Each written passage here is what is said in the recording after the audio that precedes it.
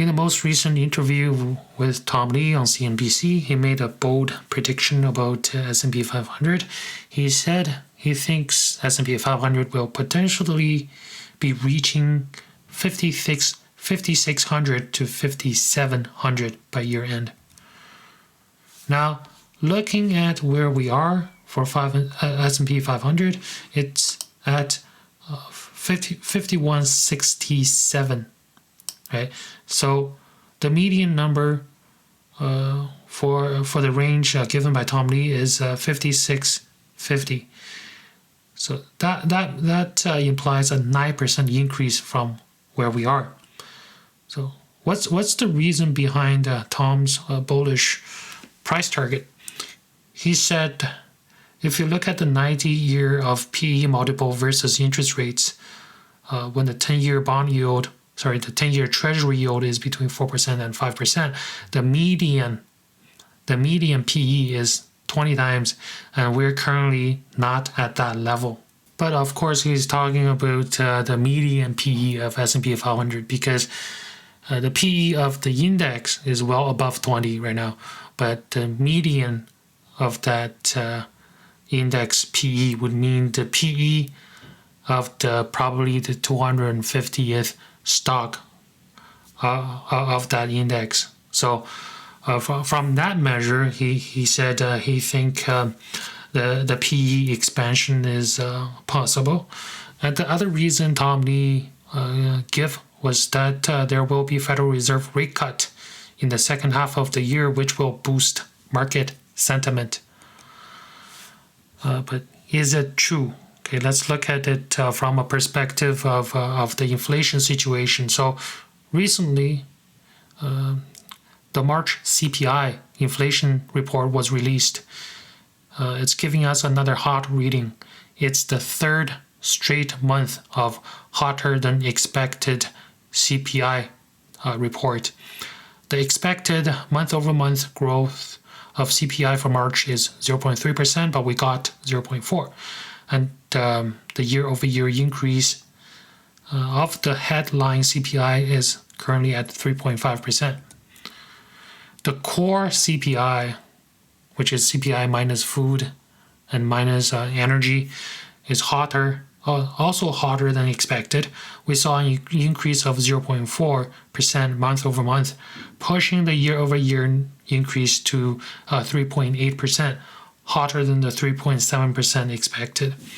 This chart shows you the actual core CPI and the expected core CPI from The Economist.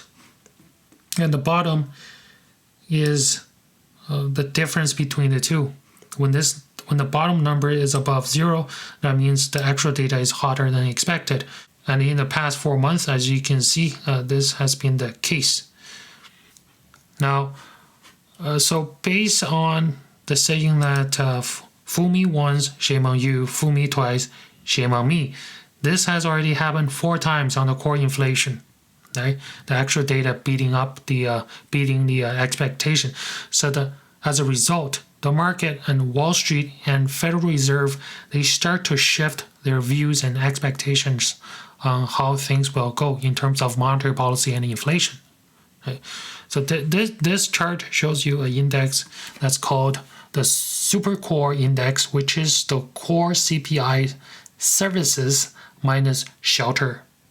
So this one's core CPI services, not even core CPI goods. Okay, the goods are excluded from this Super Core Index because goods prices can be volatile due to the commodity price fluctuation.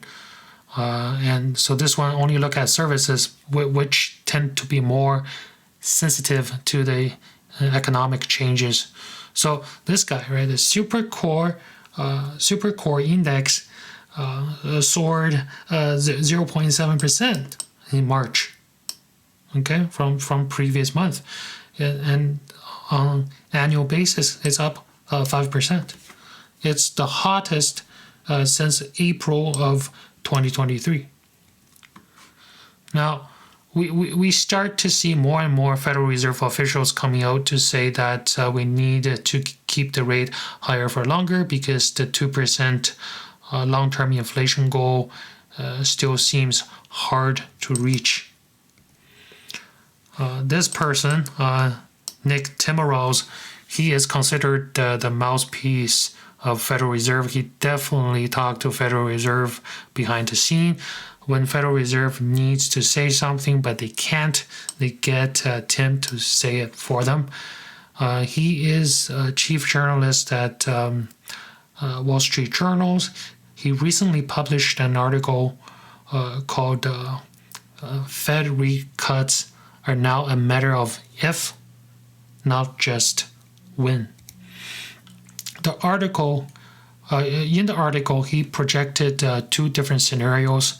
One is that due to the consistent hotter than expected inflation report, Federal Reserve will expect inflation to continue to lower, but in an uneven and bumpy fashion. So there will be a delayed and slower pace of rate cut, but there still will be a rate cut. Okay, it's just delayed and slower.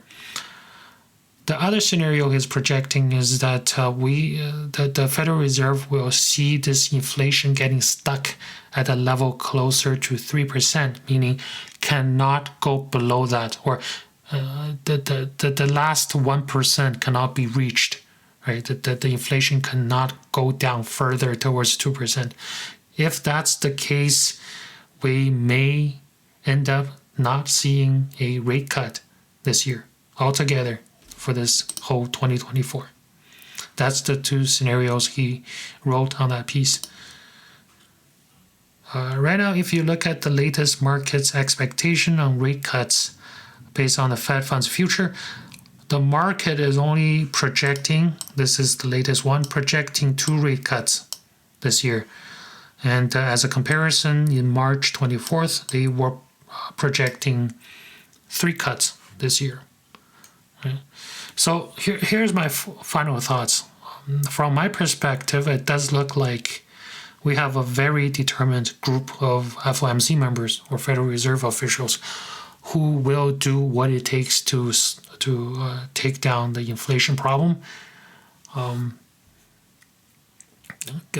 at all costs. Like even if it crashes the market, they don't really care, it seems like. So if we keep that in mind, due to the risks that's associated with inflation fighting and the way they manipulate monetary policy, I think investors should be somewhat cautious, or more cautious than normal.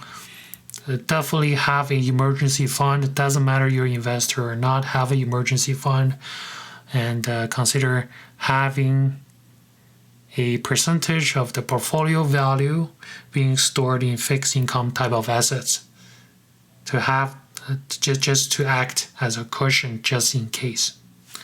Please subscribe to my channel.